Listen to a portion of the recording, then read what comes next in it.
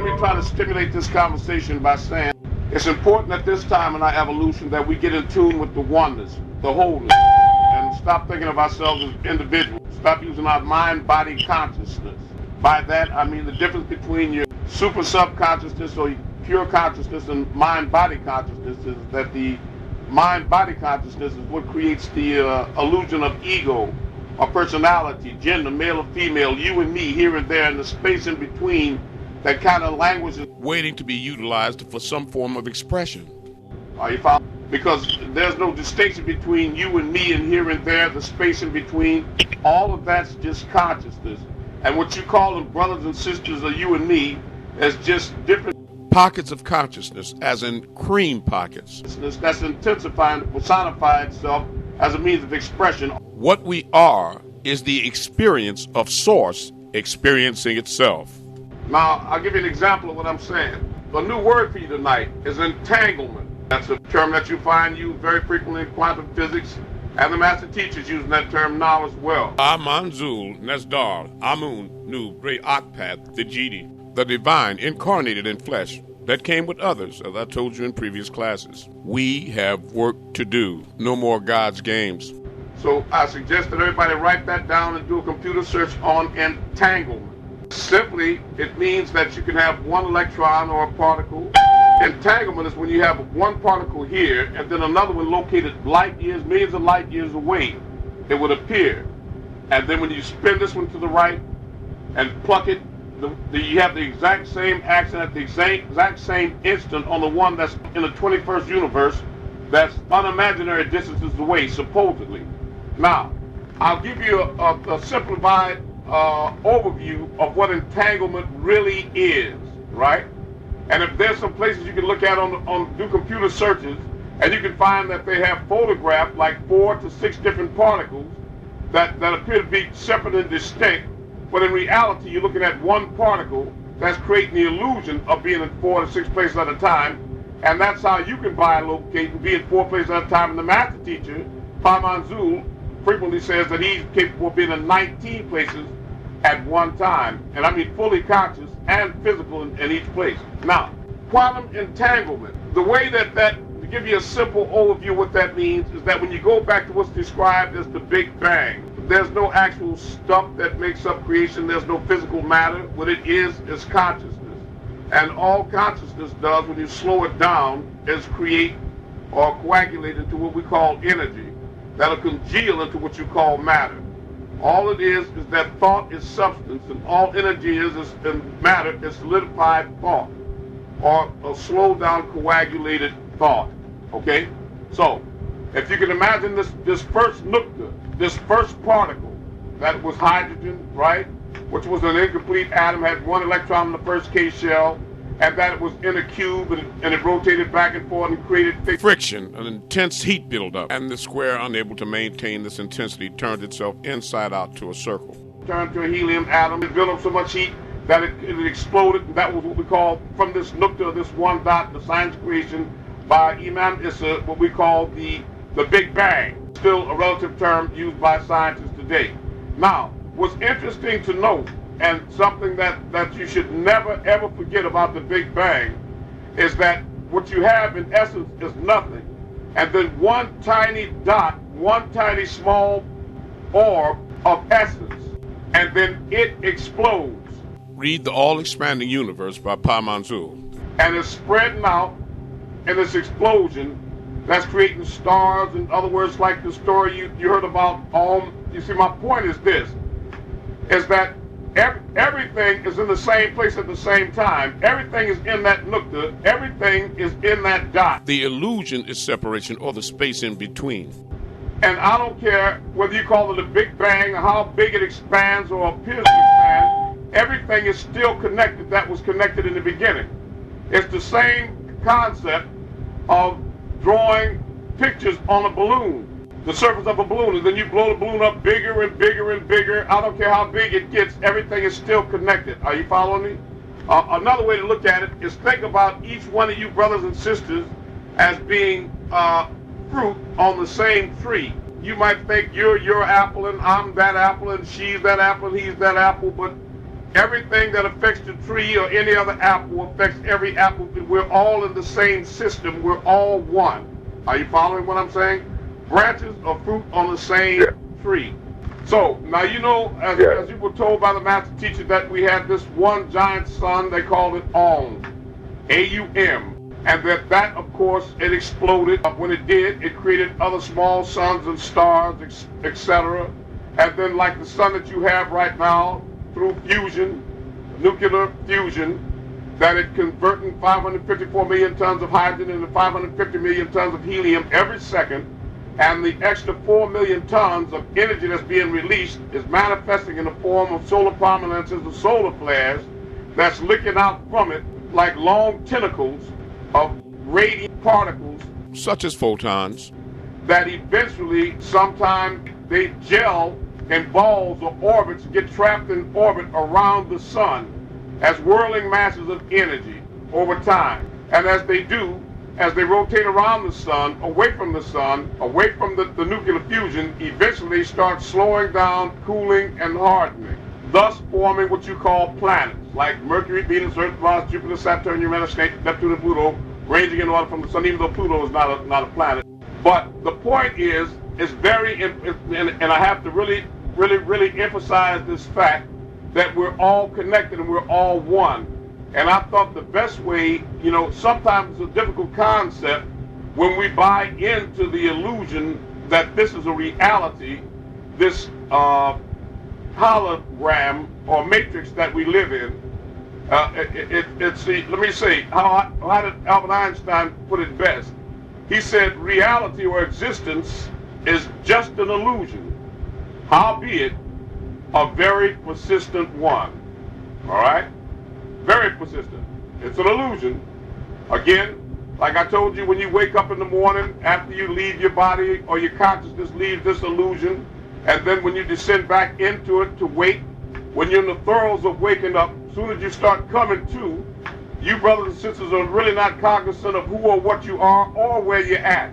Think about what I'm saying. As soon as your consciousness starts reconnecting to the hologram, like the avatar, the first thing you do when you open your eyes is you try to orient yourself, see who that is in the bed next to you, look at the ceiling and try to remember your name and what your purpose is and who you are, and then you think about the time and, oh yeah, I have a job. A lot of times when y'all go to the toilet and pee, you stand to pee in the toilet because you still don't understand that. You're still in the fog. Are you following me? Until you start remembering and reconnecting with this, then what you do is you get in sync with everybody else, and when you go outside and see the cars moving and everybody else with different colors and plants and communicating, then you're thoroughly convinced while you're watching the news, drinking your coffee, again, that this is reality. You fall back to sleep. When you think that you're actually waking up, you're actually going back to sleep. Are you following me? Remember what the master teacher gave you the song in the 70s called It's Only a Dream. My mind thinks it's real. Yes, my mind thinks it's real. And it feels so real. Yes, it feels so real. But it's only a dream. Only a dream. Are you following me? But that's how I want to start this class off tonight. Now, eventually we're going to get to the Patarak, the ghost, but I wanted to give you all a springboard to catapult yourself up into a higher level of consciousness so that we could start creating some questions from there. Now, who's got some questions about what they just heard? I have a question. I'll do my best. Did I hear you say that that Pluto was not a planet? Yeah, it's not. What is it? What it is an object that got caught in hyperspace in the sun's gravity. Like there are many objects that are being manipulated by the gravity of the sun. I'll give you an example. Comets, well-known comets like Halley's Comet, that even though they move in an elliptical orbit, they're trapped inside the gravity of the sun, and they move in and out. They got what you call the Kuiper belt. Outside of the planets. You know, Uranus, Neptune is the last planet, but Pluto is evidently probably a moon that escaped the gravity of either Neptune or Uranus at one time. Are you following what I'm saying? Many times celestial mechanics involve violent collisions that really change the dynamics of the system? I hear you. It's not just the size, but it doesn't qualify as a planet. Just do a simple computer search, and it'll confirm it for you. Okay. Pluto is no longer classified as a planet. However, Okay. there were 9 planets here at one time, and there was another planet between Mars and Jupiter.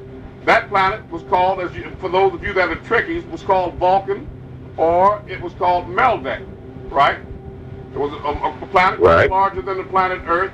However, on one of the planetary shopping trips, Nibiru Due to an electrical storm on Neptune, veered off of his course, glanced off of Uranus, and ran smack dab into Meldeck, broke it in half, and the bits the half of it that shattered created your asteroid belt. The asteroids, the largest of which is Ceres right now, about 500 miles of diameter, about the size of the state of Texas, right? You got these asteroids, the fragments that lay between Mars and Jupiter are the remnants of that planet, Meldeck, and the vast majority of it was knocked out into interstellar space, and is referred to as the lost planet. Are you following me? Yes. Yeah. But about this consciousness, I want somebody here to try to make a clear definition or distinction between mind-body consciousness and consciousness in your own words. Okay, let me try to help a little more. All right, brother, sister, you sitting there in the chair, and then what it is that you have sensory organs that are strategically placed. just happen to be arranged in the same location on your face, your ears, your nose, mouth, eyes, etc. See, hear, feel, smell, taste, and touch. All of these receptors right there located in the same locality.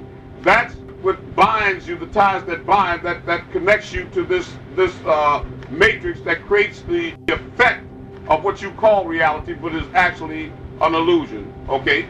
So, now my question is that we're going to do this from the reverse side. In other words, like a lot of people used to get stuck in refrigerators. For those of you old enough to remember, it's easy to get into, but a child couldn't get out when he was inside. And nobody realized how easy it is to break into jail, because the whole thing is designed to keep people in. So let's look at it from the reverse side, consciousness, right? Now, you sister, you brother, you sitting in that chair, let's start doing some subtracting and see what it all adds up to be.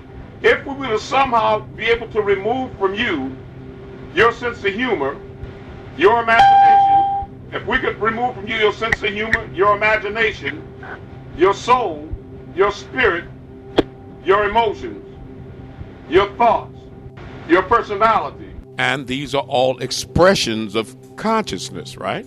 Here are some examples of your consciousness expressing itself through expressions. When you frown, that means that consciously you're sad or upset. Or when you smile, that means that your inner being is happy. Are you following me? It's what animates the bacterial shell. Now, if we removed all those attributes from you, the question would be, what would that be in the chair there? That's my question to you. Want me to say it again? reflect on a person after the silver cord is loosed, after a supposed or so-called death. Is that the end of their consciousness or of just the illusory physical form? Yes. If we could remove from you your personality, your emotions, your thoughts, your soul, your spirit, what would be left sitting there in the chair? If we could, if we removed all that, A lump of bacteria. that would nothing, right? Right. A lump of bacteria. What that would after about 30 days, it would, cells would explode in maybe 3 hours, and then rigor would set in, and then it would start to dematerialize, because actually the things that I just named is the coagulant, the glue that holds it together, so it's only a bacteria that clings to the light. In other words, it's only an illusion. It would be dust to dust, ash to ash. In other words, without your consciousness, there would be a total breakdown of the body, and it would disintegrate back into the dirt and return to nothing. In other words, it's nothing. Just a shell in the face. It's nothing, right? Right. Okay, so the essence of you, now what's important to recognize is that all these things that I named that we're going to remove from you, which one of them is tangible in the physical sense? Which one of those can we remember that we are identifying reality by what we can see, hear, feel, smell, taste, or touch. Remember what I just said? Now, out of the things that I named, your personality, your spirit, your soul, your imagination, your thoughts, your personality, which one of those things can we see, hear, feel, smell, taste, or touch in a physical sense? Because, of course, through consciousness, a woman could, for example, be deeply touched by a sentimental card or gesture. None. Exactly. So, are we consciousness, or is this really a physical reality? Consciousness. Exactly. You see it. It's just a thought world. Are you following what I'm saying? And believe it or not, my first interaction in memory with extraterrestrial beings when I was 7 years old, they explained to me that this was a thought world. Shortly after, I started experiencing out-of-body experiences and seeing auras, etc., right? Yes. In the same way, for anybody new here, when we went through Reverend Deacon Pork Chop, Pastor Fried Chicken's repeated verse in the Bible, that faith is something, things so forth, evidence, things the other seen. Through faith we understand the world performed by the word of God, so the things that are seen were not made by things which do appear, correct? And then when we broke that down, we said that through faith we understand that the word, or faith to believe that the world, means the sun, moon, and stars, heavenly bodies, your hand, and people made by the word of God, couldn't fire, couldn't say, don't think, so this, so the things that are seen, such as the sun, moon, and stars, and your body, were not made by things which do appear. Now, that means that you can go out tonight, you brothers and sisters, look up at the sky at the moon and the stars, and then you can say, Brother Amun, I can see what was created. I can see that star, and I can see the moon. I can point to it. Yes or no? Can you do that? Yes. Now, if I ask you, can you point to what created them or put them there? You show me what was created. Can you point and show me the creator of it? And say, there he or she is right there. No. Not at this point. No, you can't. So, what you're saying is that you can see what was created, the physical body, but you can't see what created it. But my next question would be, to an honest heart, is which is realist? And I want you to think about this. Which is realist? The created or the creator of it? The made or the maker? Which is realist? The maker. Yes, because there is no, you can have a maker without a made, but you can't have a made without a maker. You can have a creator without a creation, but you can't have a creator. It's like you can have a mother without a child, but not a child without a mother, right? Right. So, by that affirmation, you just confirm to yourself that the unseen is realer than the seen. Can everybody see that? Yes. All right. So, what it is that when the master teacher said that you are the center of existence and all things are equal distance from you, that means that if you're the center and I'm the center and I'm in Georgia, he's the center, or the axis in Colorado, the center's in one place. So if the reality is that we're all the center, there's only one center, that means we're in the same. So the illusion must be that you're there and I'm there and he's there. Again, for those of you that don't remember, if you're talking to me on a cell phone, you're not connected by any land wires. What you're actually doing is talking in the palm of your hand, and I can hear you and you can hear me. Now, you might be a strong, heavy voice or a loud woman, but you're not. In other words, I must be right there and you must be right here. And of course, they have many physical explanations for this, but we just proved that the physical aspect of it's not real. Is anybody hearing me? And for everything to be equal distance from you, that means your cell phone and the moon is the same distance. And the only way that could be true is if they were both in the same place.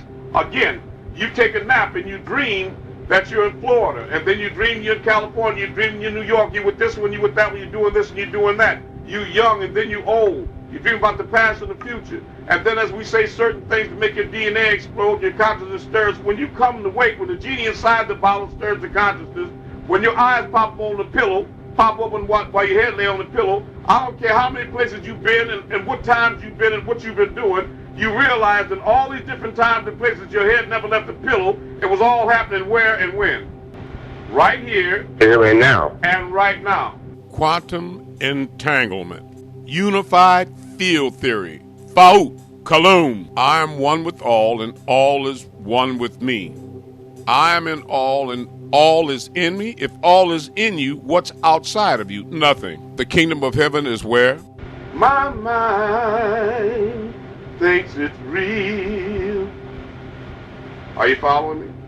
So, again, when you close your eyes, the blackness that you see, that is the multiverses, are the void, the blackness, from out of the darkness came the light, that you create all your creations on, because when you close your eyes, you can see things. That's why I can blindfold you and put you in a room in triple darkness, and you can't see anything. But if I ask you to imagine the brightest summer day you ever experienced, where you had to cover your brow and look up at the sun because it was so bright, you brothers and sisters can do that right now. So you creating that bright light inside of that pitch black darkness, and there's no light in your brain. So that's what I call Fayette Lux, as they say in Latin, let there be light. Anor, light. From out of the darkness came the what? The light. That's an example of God creating. What you're doing is bringing something through point zero from the void. Are you following me? Yes. And the first steps of that would be that it would be cloudy or foggy and misty, like an interdimensional craft, again, that appears to be a cloud, like mystery clouds, but it's actually a ghostational state, something that's coming from another dimension that's vibrating on a higher frequency, that's starting to slow down and coagulate, and it's congealing into a metallic object that's going to be part of this three-dimensional frequency, right? That's why when you first start thinking up the sun, when I ask you to think up the sun at 12 o'clock midnight, you know, if I rush you, you're going to say, wait a minute, it's kind of cloudy, you know, it's kind of hazy, it's kind of cloudy, right? It's kind of foggy. You know, you got to give me a chance, it's not clear yet, right? So because what it is that what you're taking from out of the blackness, out of the void, you're stuck as a god or a goddess, you're starting to create this image and your imagination. What's the first word in imagination? Image. Exactly. So you're creating your imagination as the conduit or the intercessor, or that which connects you to, you know, the intercessor that reaches into the void and into the illusion, back and forth. Are you following what I'm saying? To keep you connected to both realms, your imagination, right? Or when you get a figure of a man or a woman, a figure of the sun or a figure of a man or woman you never saw before, and you create it inside of your mind. It's like when you're trying to figure it out. It's kind of cloudy at first, then it gets clearer and clearer, right? That's why when people pass over, or what you call death, when they make the separation, and then the silver cord is loosed, and then the body deteriorates, then you might see this specter at this woman could be at her own funeral, and the camera can pick up things sometimes that the human eye can't. And you see this woman there with a puzzled look in the crowd, looking down in the coffin because she's confused. She don't understand how she's in the coffin and standing there watching it. Just like sometimes some of you have been confused by out-of-body experiences, standing up watching and looking at your body on the bed, or looking down from the ceiling at your body and was confused about it because you thought you were that body. Are you following what I'm saying? Because as an enocyte, you forgot that it was just a conscious expression that you thought up. Yes. Right. Okay, so are we generating any questions yet? I'm trying to get y'all to walk with me. I want you to really exercise your mind. Rahul, how are you? I'm good. How are you? I'm doing all right. I'm doing my best. That's the best one can do. I'm trying to get us to really stretch our mind. I want us to I want us to open up more doors tonight. I don't want us to meeting in these classes, in these forums, just for rhetoric and religious rhetoric and memorizing things over and over again and repeating things about history and remembering the names of pharaohs from 1,000 years ago and all this. What I'm trying to do is get us to get in tune with our higher consciousness so that we can transform into gods. Let me explain to you why that's so emphatically important.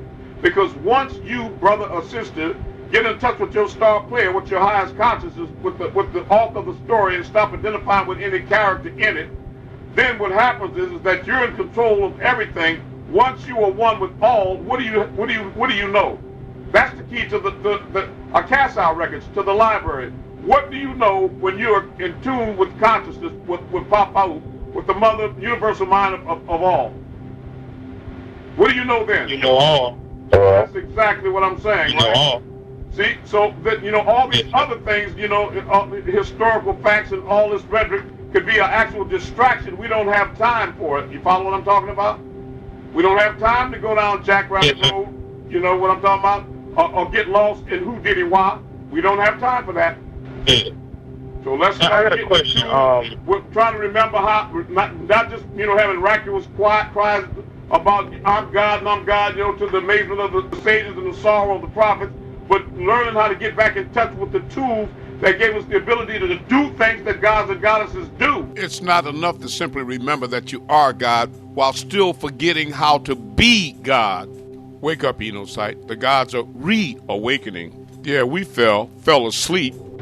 We really want to be able to What do you call it? Learn how to bend our mind and stop trying to bend the spoon by realizing there is no spoon. Yeah. All right. But my question is, Speak up. my question is, as far as us learning the language, we would have to know all the language before the dimensional shift takes place, correct? Let me explain something. Yes. Let me explain something to you. Pa Manzul is the master teacher, right? And what a lot of people don't realize, Yes, sir. okay, now I've been with this a lot of years. Now the first language he taught us was Arabic Fusa. Amantapalahi, Wamalakati, Wakatubuhi, Rasuli, Yomi Alakati, right? I believe in Allah, puts his angels, his message, and final and last day, etc., right? Now, that was the language he taught us. Yes, sir. Then he taught us Nubic, and he taught us many, so a person that's thinking and saying, why do we have to learn all these different languages? If Arabic was the language of the angels, or the Most High, that was it. So it keeps on changing. It keeps on evolving into another language. Well, what it is you have to realize the significance of language is this. It's tones and vibrations that literally affect what you call creation, such as the children of Israel that circumambulated the walls of Jericho 7 times, and on the 7th time they shouted and the walls crumbled. Or Ella Fitzgerald hit that particular note, and that tone made the glass shatter on the commercial, remember? And more important than that is that you have a left and a right hemisphere to your brain, right? Now, the right hemisphere is what ties you into this physical reality. The left hemisphere is what ties you into the etheric realm. Are you following what I'm saying? Or pure consciousness. Pure consciousness. Are you following me? So the point is that we usually work only out of the right hemisphere of our brain. That aspect of ourself that connects us to the physical reality. That's why we only work out of 180. Are you following what I'm saying? And we become literally a shade thing or carnal. Are you following what I'm saying? And we don't exercise our better angels. Now, what the master teacher knows is that in order for you to learn to be bilingual, what does the word bi mean? Somebody quickly. True. Like bicycle, bifocals too. So that when you become bilingual, what part of your brain do you use, the left or the right? Both. That's exactly right. Because to keep from getting them confused, you have to open up both hemispheres of your brain. And so he's trying to get you to use 100% of your brain instead of 30%. Are you following what I'm saying? Yes, sir. Okay. That was a long way around, but did you hear the answer? Yes, sir, I did. Okay, so the answer is yes. Languages are important. Okay. Next question. My next question will be, are you going to start some language classes or something? Because I have language books. Okay, you mean restart. I had language classes going before, and a lot of people, we had them going on Tuesdays or Wednesdays, I think it was, and people kind of lost interest in it, you know what I mean? You probably didn't really get a lot of footage, gain momentum, but I mean, if you all really show me that you want me to bring them back, then I'll get a teacher to initiate them again, yes. And it'll be a separate day. I'm letting you know. It'll be a separate day from Thursday or Sunday. Again, we'll have a language class day. I'm speaking for everybody. We want those language classes. Speaking for everybody, son. Yes, we do. I hear you. All right, very good. Okay, well, you the all. You the all. Okay. Well, see, now when you do that, God, then that means that you're ready to teach it. Now, let me say that, and I'm not trying to be facetious either. Are you following me? Because the master teacher taught you a long time ago that you could teach this, you could teach the Wapu. But you could have a class, but you have to realize that you have to do it one book at a time, right? And you can't open yourself up to questions, like just saying, anybody here have questions? You have to say, look, here's Ancient Egypt and the Pharaoh, and this is the book we're working through. This is breaking the spell, and what is the Wapu? We're going to work through this book. And if you only master 10 pages, then what you could do is make sure everybody in the class has the same book. They learn those 10 pages, you learn 10 pages, right? And you master those 10 pages. When you come back to class, then you ask everybody about any questions that they have about those 10 pages that you've mastered, and work your way through the book right like that. Are you following what I'm saying? Yeah. So if it's language you want, then you would start with the alphabet. Are you following what I'm talking about? Yes, sir. What I'm trying to get you to understand is that the helping hand you're looking for is where? At the end of our arm. All right. And who is this God we're looking for to bless us and this devil to blame it on? It's us, isn't it? There is no us. Yes, sir. There is no us without you, son. Spell it. See, you the one that shot two. You the one that shot two and put Wednesday in bed. You the cat's pajamas. You the one. Yes, sir. Right. So let it be written, so let it be done. You want to teach us language, then I'll give you a day, then start off. You just study until you're ready and just tell us when you're ready, and then we'll see how many people attend. I'll come to the class. Because I know I want to finish what I started. Okay. Well, man, I would want your help. Yeah, well, when you say help, when you step out there like that, it's going to be brothers and sisters here that might be more intense about the study than you, and they'll keep you on your feet because you might be on your ABCs and they might be on their X, Y's, and Z's, so it's going to push you. Always remember, it's a beautiful thing for you to do and have the courage and conviction to do it, because whenever you make an attempt to lead people to heaven, whenever you ever make an attempt to lead people to heaven, remember who gets there first. I do. That's right. Oh, would that the devil understood that in reverse.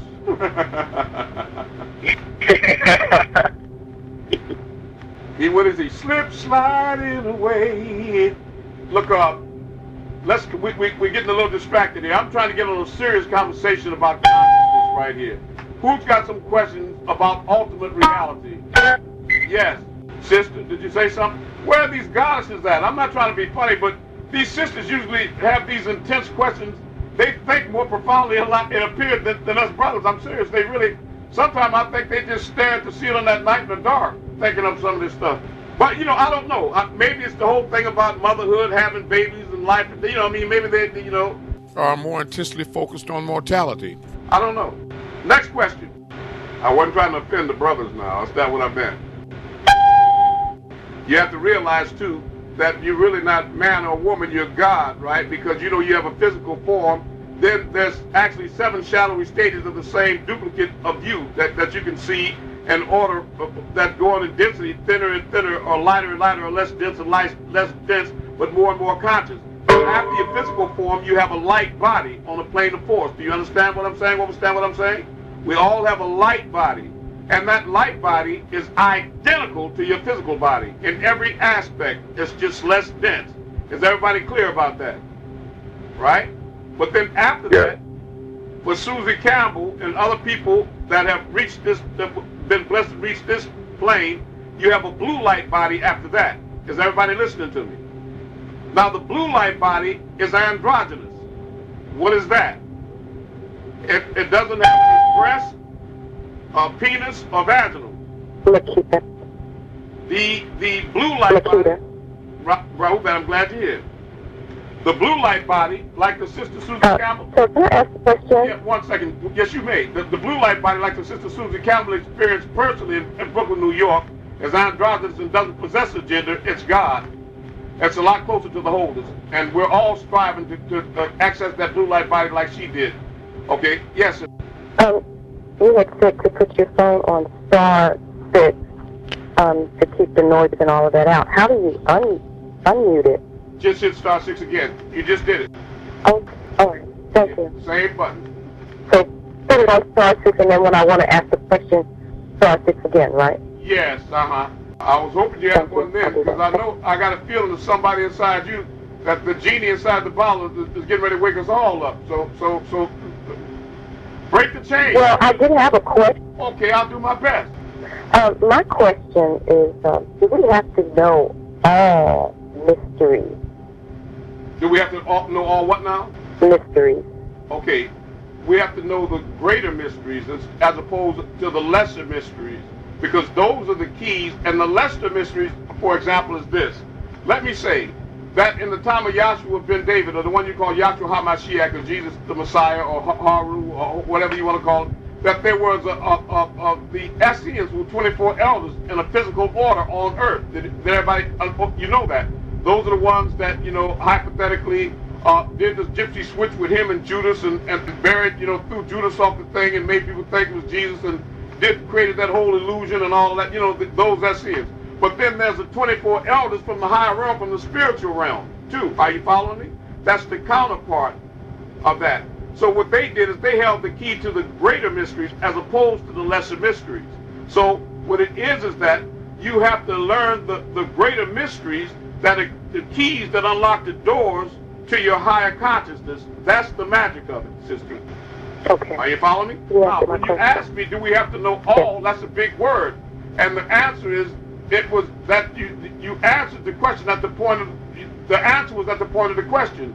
Because when you get in when you become one with all, what do you know? All. Exactly. You're thinking about what you just said? Yes, sir. Right. Yes. So all you want to do is get in tune with the greater mysteries that are keys, and that's what we're doing tonight. We're not trying to figure out what size shoes Jesus wore or how many wives he had and what have you. I mean, I'm saying, you know what I'm saying? I love that. That's political rhetoric. And I understand that the master teacher had to come giving us what we wanted in order for us to learn what it is that he truly came to give. Are you following me?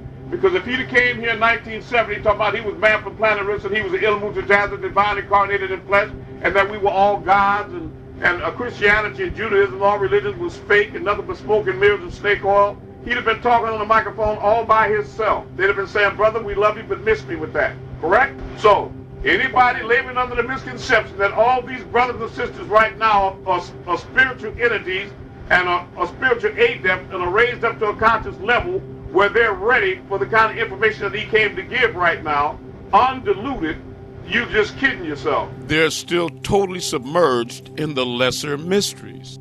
If he really started dropping it like it was hot, we'd all start breaking out in the cold sweat. Dimensional shift, just one example. Running for tall grass. Got what I'm saying? Because the place he's coming from is not the light being or even the blue body. He's violet. Are you following me? After that, there's no more color in the spectrum. You're talking about the master. Well, let me ask you, when you're dealing with all, what's the limit? What's the glass ceiling? There is none. He is our supreme being. You can believe that? Oh, yeah. Yeah. Next question. Let me put it like this. He got the keys to heaven and hell and life and death. That's heavy enough for you? Oh, yeah. Okay. I can live with that. Brother Amun, Yes. if no other brothers and sisters have any questions, can we listen to the interactive vote? The ghost, I will read it, you know, but I'm just hoping to try to, yes, I'm going to do it, son, anyway. But I would really feel good. I have one more question. I'll do my best. I'm trying to get them inspired to try to get them to use their minds. That's what we're trying to do now, is try to get people to turn themselves inside out, to really raise up in consciousness. I'm working right now, sister, to get to those greater mysteries, to get you to realize you're one with all. Because, sister, what you're striving to become, you already are by nature. It's just an illusion. Separateness is just an illusion that you manufactured inside of your Visual cortex. Hey, my question is when Speak up louder. we're creating the different realities, and this is pertaining back to the dimensional shift that's supposed to take place. It's taking We would have to know how to create. Huh? It's taking place right now. Yeah. Listen, in the last 7 days, in the last 7 days, you broke over 44,200 temperature records since they've been keeping temperature after the Civil War. In the last 7 days, you had temperature in different cities in the United States. Over 4,200 temperatures higher records been broken in a week. Are you following what I'm saying? Yes, sir. That's more than a subtle indicator that there's something happening. There's a shift or a change somewhere. Go ahead, what's your question? Okay, but the question is, do we need to know how to create the different realities before, let's say, December 21st? Yes. And you know, listen, that's a very significant time. But let me say something about creating your reality. And I'm not trying to be facetious, but guess what the greatest evidence of your capability of creating your own reality is? The best example of it. Okay, give you the best example, or what is the best example? Yes, I'm asking you the best example of your ability to create your own reality. My mind? No. Your mind or higher consciousness is the creator. You, yourself, the thing you see in the mirror, the ego that's asking No you the one's question. reality. You, son, are your best evidence of the fact that you create your own reality, because that's the reality that you're creating. The question would be better served if you would ask yourself, what can I do to get much better control over the reality that I'm projecting or creating? God is control, Master Teacher. Yeah, it's almost sir. like the fish that was in the water swimming and came up for air and was asking everybody for a drink of water, and everybody started laughing. Whoa. You are You the reality that you're experiencing right now, you're creating. It's just that you're an inner side of the being, and you forgot that you're doing it. Are you following me? And more importantly than that, how to control what it is you are creating. That's what I'm here to do. I connect dots. I help people to remember, to wake up again. That's why the Master Teachers say the reawakening of the elite few, the 144,000. The resurrection, the reawakening. That means that you were awake before, but when you fell, it don't mean that you fell from the sky. It means you fell from building pyramids down to picking cotton. You fell in consciousness. You fell asleep. Yes, sir. You fell asleep. Are you following? You used to drink in your existence like black coffee that kept you awake, but now this illusion has put cream in it that's putting you to sleep. Yes, sir. Ain't no seven dwarves here, but I think y'all hear me. Stillskin, the Lilliput, somebody, you know what I mean, right? And also, I want to know, would you come tonight and take me step by step and like really, really open that third eye up for me tonight? Would I do what now? Come tonight after class? Yes, sir. Yes, I'll do it for you. I'll do it for you. I won't do it for you alone. I'll come because there's certain people like Susie, Mike, Mama, there's certain people that I never, my mother, are always certain people that I always come and get. And I want all of you to be that enduring to me. Send me a picture of yourself, brother, sister. You know my email. You know what I mean. It just helps me to create an image in my mind. Makes it easier for me to connect with you. Are you following me? I already know we're one. I'll do it. But are you following me? It's just a visual aid. But the answer is yes, son. I will come to you again to you tonight. Right. And when you start talking about a shift, that's all it is a shift in consciousness. By that I mean, for everybody that's confused about what does he mean by coming to him, you mean like an out-of-body experience, an astral projection? Well, if you, brother, sister, sitting in a chair right now, if you close your eyes, if you use your mind's eye, your imagination, first word is image, in your mind, see yourself standing in the doorway of the room you in right now, looking at yourself sitting down from across the room. Can you do that? Yes or no? Now, while you're trying to do it, it might be kind of foggy and hazy because you're bringing it from the void through point zero over into this realm. Are you following me? We'll clear it in a minute. In other words, it takes mental concentration to master that level of visualization. Are you following what I'm saying? And that's a muscle that we're not used to using. Are you following me? But of course, the answer is to every truthful man and woman in this class that if you, again, you want to sit down in a chair, close your eyes and use your mind's eye to see yourself standing in the doorway of the room you're sitting in, looking back at yourself sitting down, you can do that, can't you? That's an out-of-body experience. It's merely a shift in consciousness, or if you prefer, mental focus. Yes, sir. What's going on of your body? Your consciousness. Remember we opened up the class by saying, if I could remove from you your thoughts, your personality, your sense of humor, your imagination, there would be nothing left. Well, that's what happens every night when you leave your body. And you do every night. You just don't always remember it. So that when you're in those vivid dreams, and for those of you that are transforming right now from a caterpillar to a butterfly and liquefying in the spirit, you know that you're dreaming a lot more frequently now and a lot more vivid now. Your dreams almost like you're living in a second reality. It's so real and vivid, it's lifelike. So that you know when you're involved in these dreams, my question is your imagination, is your personality? Let me ask you this here. For you brothers and sisters that are truthful, you know that y'all done had dreams, you done laid in a room in a bed by yourself, and a dream of having a sexual affair with a person, and then had a nocturnal emission and had an orgasm in your sleep and woke up and the bed was empty. Now, don't tell me that your consciousness was in your body. You done heard the song the saying before. Well, I know your body's here with me, but your mind's on the other side of town. Wake up, everybody, no more sleeping in bed. No more backwards thinking now. Time for thinking ahead, baby. I want y'all. Can you hear me with your good ear? Can you hear me with your good ear? Yes. All right. I heard that. I heard you heard me. I heard that. Now I'm looking back to see if you looking back, see if I'm looking back, see if you looking. You looking. Next question. Yeah. Here's a question that's been on my mind. When we do these out-of-body experiences, while we are having an out-of-body experience, is it possible to engage in sex during that time? Yeah, of course. You've done it before. Don't you remember? I found myself having sex the other night with a woman I can't stand. Yeah, yeah. And you done gotten, you do everything you do on this side and things you can't. You can fly over there, you can't do it over here. You get involved in sex and fighting and everything else. And when you losing, since your mind is trying to travel at the speed of light, 186,272 miles per second, nothing can outrun light. That's why when you're trying to get away from that cat that's busting them caps at you, you always feel like you're running in mud. You slow down. The harder you try to run, the faster you try to run, the slower you get, right? Yeah. Just checking. Want to make sure you know I'm there. Can anybody hear me tonight? Can you feel me? So here's another question. I'll do my best.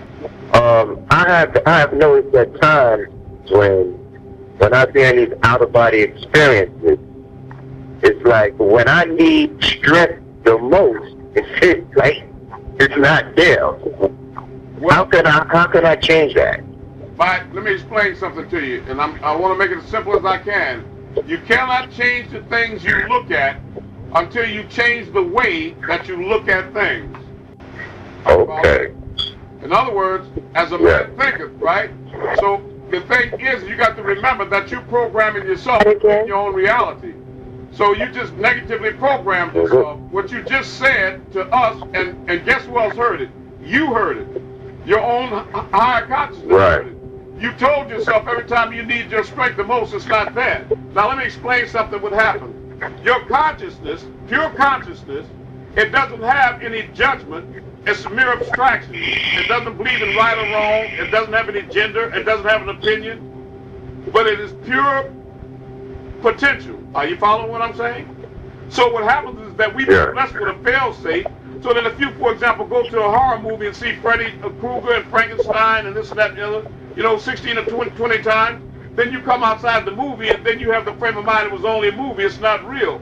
But if you just keep on persisting in this behavior over and over again, then that fragile membrane between your consciousness and mind-body consciousness, it eventually erodes or breaks down and starts spilling over into your conscious mind.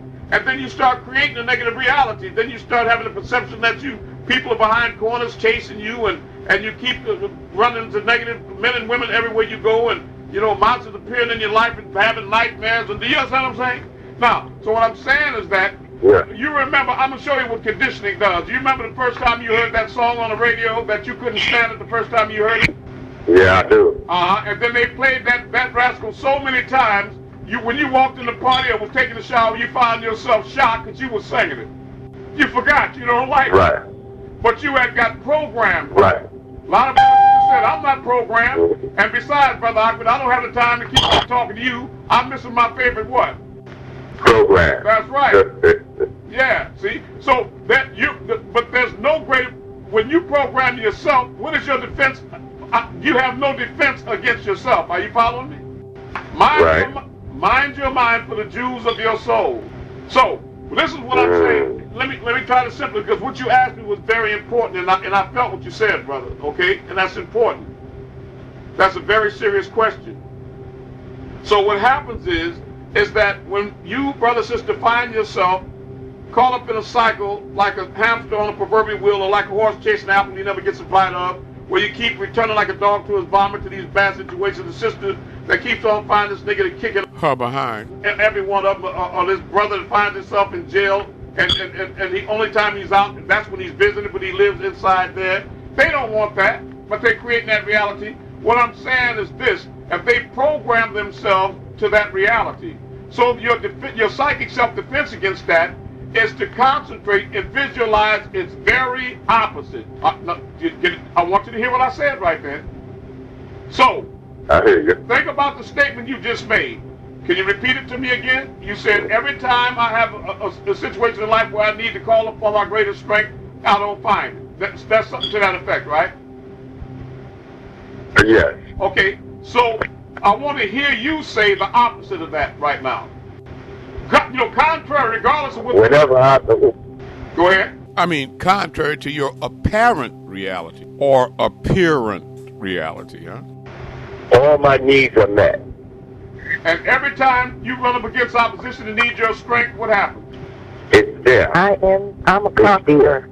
Exactly, you are a conqueror. Now see, what you do is you keep saying that over and over and over again. So these figures in antiquity, I'm going to tell you where prayer as a ritual was born out of. Not because we believe that there's a bald-headed white man in the clouds, that's got bird feathers in his back and all this religious, snake oil. We know that's hooey. And they're praying to who? It ain't no out there. Everything's inside of you. So my point is you to God. But the point is that what we found is that the value of prayers, it was a repetitious mantra. As you got men and women in a situation where they keep repeating every day and every night the same positive affirmation. I'm going to meet the right man in my life. I'm going to get this job. I'm going to have a nice home. My kids going to get educated. I'm healthy. Oh, God, I'm well. And you keep saying, you know what you pray for? Do you ever pray for anything bad? No. You're always praying for good things for yourself. So let's just look at prayer as positive programming. Can everybody hear me tonight? That can work even if you're using a mythological god as a placebo. Yeah. Yeah, and the God that's hearing you is the one that's talking. What do I mean by that? You stand in the kitchen and you're confused about whether to make hamburgers or chicken for dinner, and you find yourself talking to yourself. Your child walks up to you and say, Mama, who are you talking to in there? You laugh and confess you caught me. I'm in here talking to myself. Am I right? When I repeat some of these things, just consider it positive programming. Feel me? Yeah. Now, the problem at the root of the difficulty is the difficulty at the root of the problem. Far too frequently identify with the myself as me, as opposed to the I, which is the ninth thing, the top of the pyramid, again, which is the nasal cavity. When you face the mirror, God inside the temple, which is not a building down people placed on the side of your head next to your ears, your eyes, windows to the soul. Are you following what I'm saying?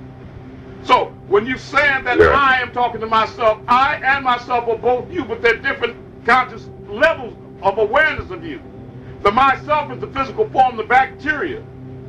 The I is single and whole. You have to make your I whole or single again. Are you following what I'm saying? In order to enter the kingdom of heaven. Yeah. Because ever since you can remember, that was that silent voice, that I that was talking to you, told you stay away from that woman. Or don't mess with that, don't pull up that old man's flowers, or don't do that. And every time you didn't listen to that voice, it turned out bad. What's the matter with you? Something told me not to do that. I knew I should have followed my first mind. You have to return again to the world of the first mind. Yes. Now, when you tell birds to fly south, they don't go north, and you don't see them laying around with their feet up in the air and the ice.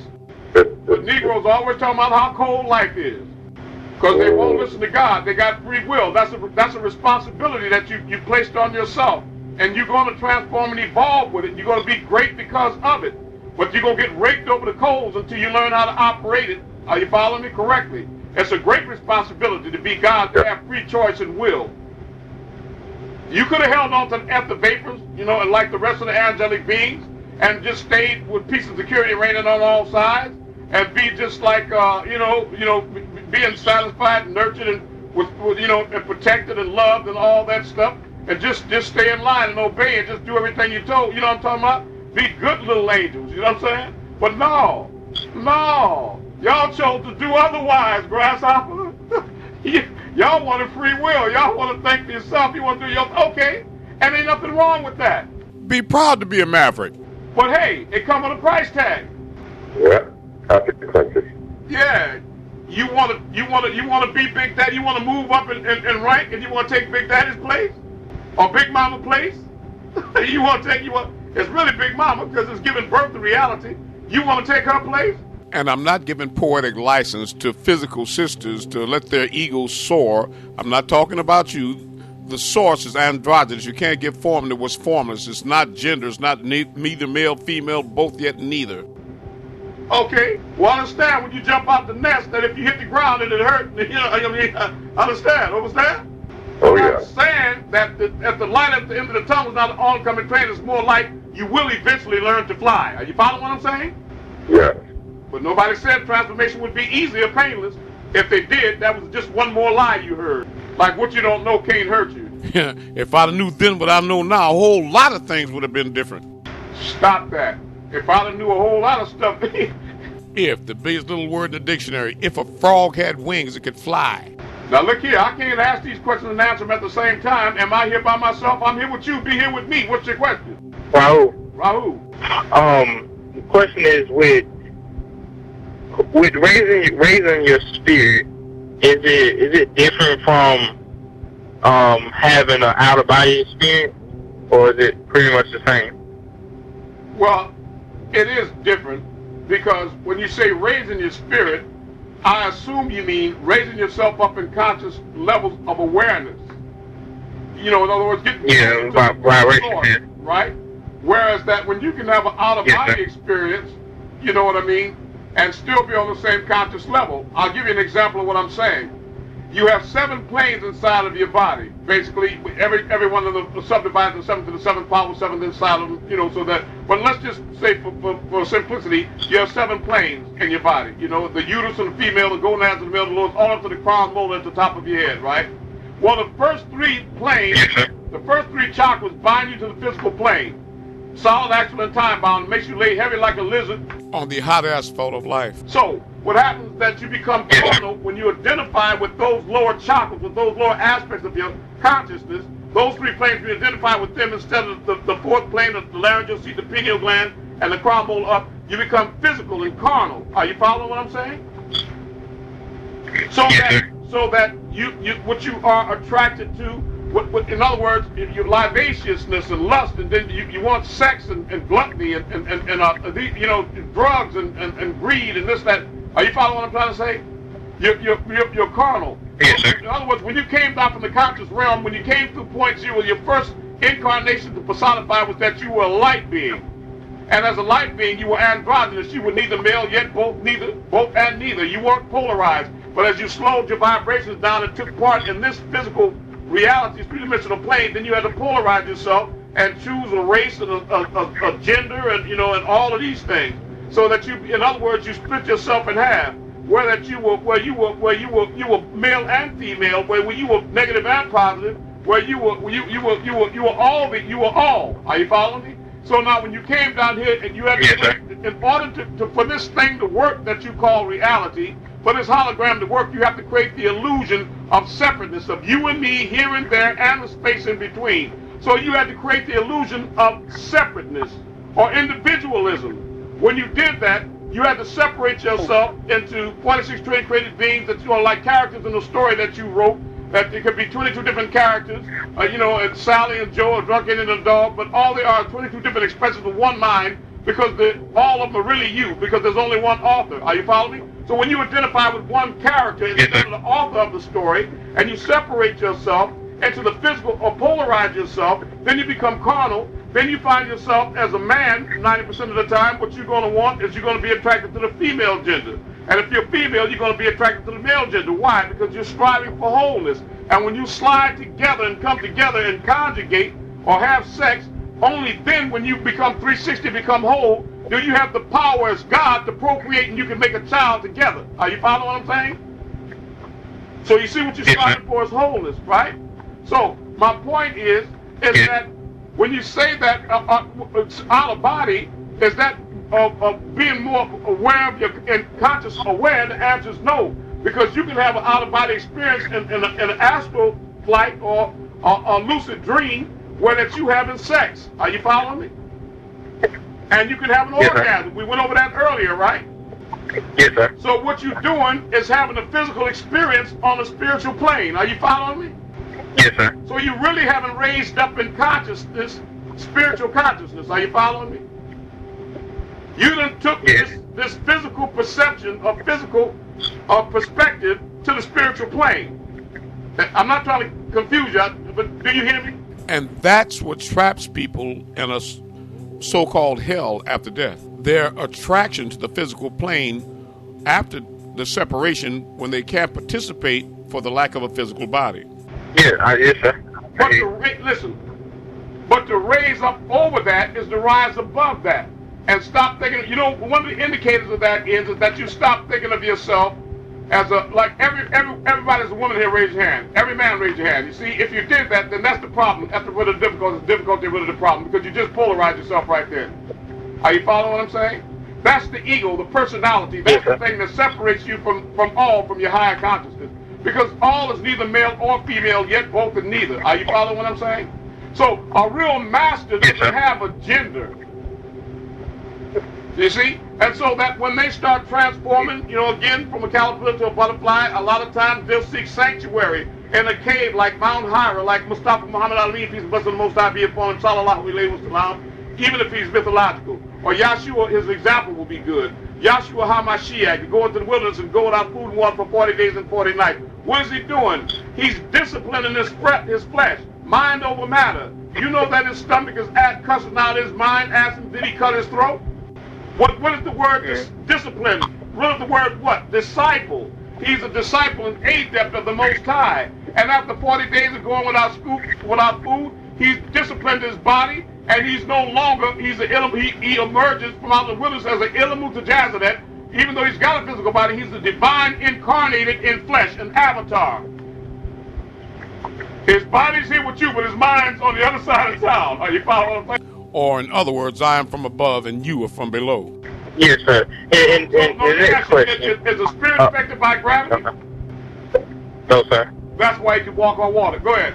And my next question, because when I go to sleep at night, I put on Race Spirit by by the master teacher. Yeah. And I can feel my feet and everything getting numb. So when everything is getting numb, I feel everything going up like it's about to shoot out of this shell that I'm trapped in. Yeah. Is that the whole process of like raising the consciousness level? Let me say what you just said. You said I'm trapped in. You see what you did? I want y'all to start listening to you say, because words are powerful. You just said you were trapped in it, right? You know, something could be innocent. I'm sure how you could hurt yourself innocent. You're a God. You got to be careful. You hear a woman talking about, look out, baby, I'm drop dead gorgeous. I'm drop dead gorgeous. Did you ever hear a woman say that before?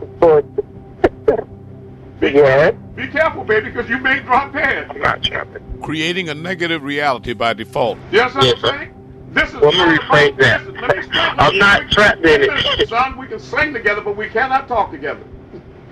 I'm saying this, to say that you have to be careful about everything you say. This is part of your fine-tuning. This is part of your transformation. This is a key to your higher consciousness.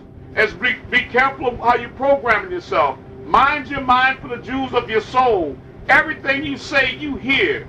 You're a God. And the beginning was the what? The Word. And the Word was made flesh and dwelt among men. Hello? The Word. Word. And the Word was made flesh and dwelt among men. And the beginning was the Word, the Kilama. Kun fayakun. Say to a thing, be, and it is. Say to a thing, be, and it is. The Word. Are you following me? So be careful what you say. It's not about being drop dead gorgeous. It's not about being dead at all. It's about life. It's about the great new wonderful. Are you following me? Yes, sir. Right. So don't ever say that I'm trapped in my body. Nah, because then the next thing you'd be telling me is that you almost get out, but you're having trouble leaving. Go ahead. What were you going to say? Now don't change from my account. No, I'm not, but it like I was, you can't understand how I was already there and went back and forth there and got the, because I was looking back to see if you was looking back, see if I was looking back, see if you was looking. Are you with me, son? Yes, sir, I'm with you. Right, yeah, see, that's my point. But I'm trying to show you why you trapped before you explain to the rest of the people that you're trapped in your body. You follow what I'm saying? Now, they may not understand what we're talking about, but you hear me. That's good enough, okay? That's right. I opened the door before you knocked. Yes, sir. All right. And so with that process, like I said, is that the start of raising the conscious? Raising the conscious, getting out your body is the first thing you do is reverse that, say the opposite of that you never get trapped in your body, but you come out your body at will, very freely, at will. Over and over again. And you go where you want to go and achieve what you want to achieve. Even if you say that every night I leave my body, I am my greater mind, I am my higher consciousness. Come forth in a being in peace. Yahu, Yamin La, Yalamu, Mahu, Allahu. Oh he, who no one knows who he is, save himself.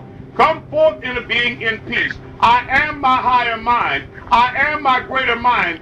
In a being, come forth in peace. And when you ask your higher self to come forth, you want your higher self to stand next to you in pure conscious, radiant light, and to heal your physical form every night so that you wake up stronger and more energized and more vibrant, and say things to yourself like this. You brothers and sisters, you don't have to do it when people listening because they'll think you crazy, maybe. Who cares what they think? Always say things to you like this. Every time I hear or see water, I become better and better every day and every week. Every time I hear or see water, I become better and better. Why? It's a trip trigger. That's what I'm saying. In other words, Brother Amun is trying to get it. I'm trying to get so cold with this that you don't have to keep remembering to say positive things at all. But I want you to gear yourself and program yourself so automatically that once you believe, and you keep on, it's not a monster picture, but you keep on pouring into your highest conscious mind, that every time you hear or see water, you're becoming better and better, younger and younger, and better and better. Well, eventually it's going to break through, and then once it believes it, then every time you hear or see water, what starts happening? As you say, unconsciously. You get better and better. Okay, but do you have to run around remembering it all day, and thinking about it all day? No. No, sir, because So it's what I'm locked in. trying to do, I'm trying to put y'all on remote control. I'm trying to show y'all how to program yourself in a way where that is like a seed that keeps bearing fruit after its kind. Are you following me? That's how God works. God don't keep on making one tree and that would die, come make another one. God then made a tree so that it creates a seed that's going to make a seed. Are you following what I'm saying? Yes, sir. Yeah. That's right. God working like that Boy Scout handbook manual. You look at the Boy Scout on the cover of the manual, sitting in the chair. You got a Boy Scout handbook in his hand that he's reading. They got on the cover of it a picture of a Boy Scout, what a Boy Scout manual in his hand. They got on the cover of a picture of a Boy Scout with a handbook manual that had on the cover of the picture. There you go. It's the great new wonderful. Coming at you again from your past through your future. It never stops without beginning or ending of days. Are you following me? God created man to be the image and likeness of himself or herself. So you don't ever want to put yourself in a position where that you have to keep on reminding yourself and saying, in other words, to create something marvelous or something wonderful in your reality. You have to stop and energize and think and go in and say, let me phrase this right, let me think about it. A lot of times you don't have time to react, right? You want to program yourself so that there's peace and security reigning on all sides. Every time you leave your house, that you positive people gravitate you, and you gravitate toward positive people. You're becoming more and more magnificent every day. You want to have visuals of yourself sitting on a throne with light, with emanating light, with men, women, and children around you in a circle, and they raise their hand and you answering every question. You want to have visualization of you on the other side of the grave, where you achieve immortality, and you stop your age and start reversing your age by achieving what? Now. That's the reality of it. That's how the masters do it. That's why when the disciples came out and saw Yahshua standing on the hill that beautiful sunlit morning with the dew on the grass, he was standing between Elijah and Moses. And Moses was 2,000 years before him, and Elijah was 4,000 years before him. But all three men were in their youth and vigor because they are masters over time and space. They were beyond. God lives outside of time. You don't have to die or get old. How do you get old when what you made out of is incorruptible? You know you made out of atoms. Everybody agree with that. What is an atom made out of? 99.9% empty space and just trace energy. Made out of nothing. Energy is not matter. So if you made out of nothing and just energy, which is just solidified and coagulated thought, then how are you, if that's incorruptible, energy can't be destroyed. How are you aging or dying? How? Who programmed you to believe that was true? Reprogram yourself. Are you following what I'm saying? Yes, sir. Stop being like herd animals, following nose to tail, not looking left, right, or above, and just marching downward into the grave, following the Pied Piper of religion. And that's like that. And that's the way it is. I'm here with you. Be here with me. I wanted to read to y'all, but sometimes I feel like a fireside chat. Sometimes you got to forgive me because Brother Amun come out and he want to reveal some hidden things to you. It might not just seem important at the time, but when you get a chance to reflect on it and think back on it, you're going to say, well, I think I'm going to start trying some of that stuff. I'm here to give you practical keys that open doors to your remembering how to be God and do the things that gods do. Can you feel me? Again, this is not about the worship of God.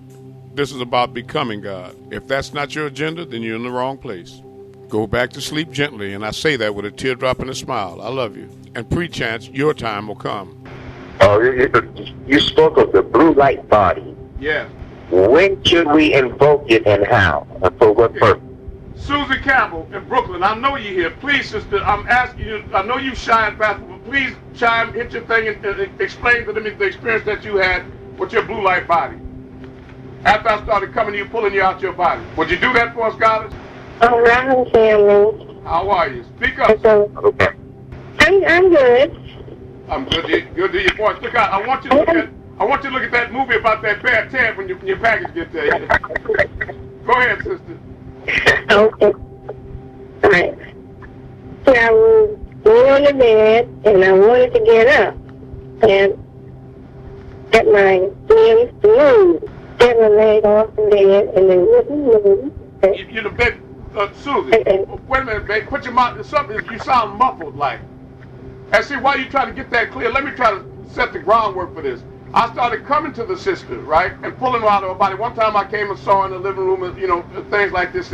But one time I went to her, and I called her on the phone. She really thought she was on the phone talking to me, but that was the way I was communicating with her. So she thought she brought the phone in the bedroom, but it was in the living room. She woke up the next morning, and then she saw a flat screen TV hanging over her bedroom on the ceiling over the doorway, which is totally impossible. And she saw the master teacher's name and my name go across in green writing, and I was saying to her the Ray Charles song, I Can't Stop Loving You. Are you following me? So I want to set the groundwork so y'all can know. In other words, when the brother asked me to come to him, it's a reality. I do come to certain people. And Susie Campbell is one of them. Now, could you try to be as loud and clear as you can, sister? Just describe to them as clear as you can one of the times I came to take you out of your body. So my sense was, I was laying on the bed, and I decided I wanted to get up, and I was trying to sit up and set my legs off the bed and it wouldn't move. And I did it twice, and my legs still wouldn't move. So I took my hands and put it under my legs and flipped around to the side, trying to move my legs off the bed, and my hands kept going through my legs. I did it twice. And when I looked up my legs, I could see the bone in my leg, and it had a blue shadow around it. And I still couldn't get them to move, so I stood there for a while before I could finally get up off the bed. And I stood up and walked to the door and came back to the bed and lay back down. Now, can you explain about the telephone? Talk to me on the phone about the flash. Oh, yeah. I could hear the phone. It was like 3 hours in the morning, like 3 o'clock. I could hear the bell, telephone ringing, and I had to get up out of bed and go into the kitchen to pick up the phone. And before I got to the phone, the light went out. And I could see it was very, very name on the phone. So I picked up the phone and I said, well, I should call it back, but it's 3 o'clock in the morning. It's so early.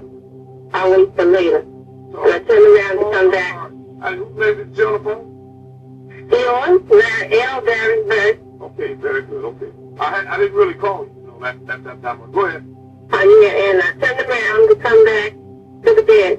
And I had to come back through the living room, and there was a flat screen TV across the aisle where I had to come through, and I couldn't get past it. I stood there and looked at it for a while. I said, what on earth is this?